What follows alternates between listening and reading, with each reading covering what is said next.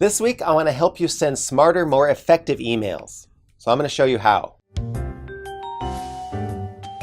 I'm John Paul Fischbach, the CEO and Chief Alchemist here at the Auspicious Arts Incubator. You know, I'm doing this one this week because I still see emails from artists that are woeful. Email marketing is very good for artists, right? We always want to build relationships with our current customers or our prospective customers, and email is a great way to do that. But if your emails aren't getting opened and aren't getting read, well, you're not building any relationships, right? So here are 3 best practice tips for smarter, more effective emails. Tip number 1, absolutely start using an email service provider. There's lots of them out there. MailChimp, MadMini, Constant Contact, right? Stop sending them through your personal email.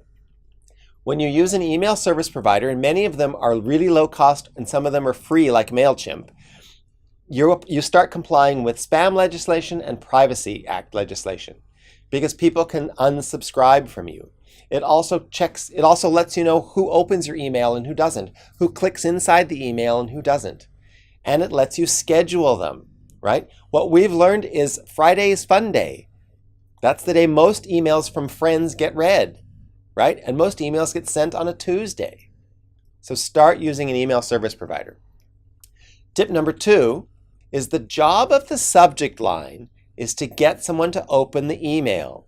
It is not something like September news.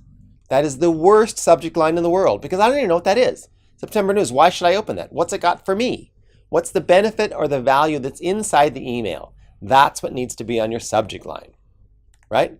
And then tip number 3 is that make sure your emails are mobile responsive. Now, if you use an email service provider, that's going to get taken care of. But know that most emails are going to get read on a mobile device, right? Because you're in the arts, you have a personal relationship with them, you're on the enjoyment, emotion side of their life. So make sure that you know what your email looks like on a mobile phone. And make sure that it looks good, easy to read on a mobile phone.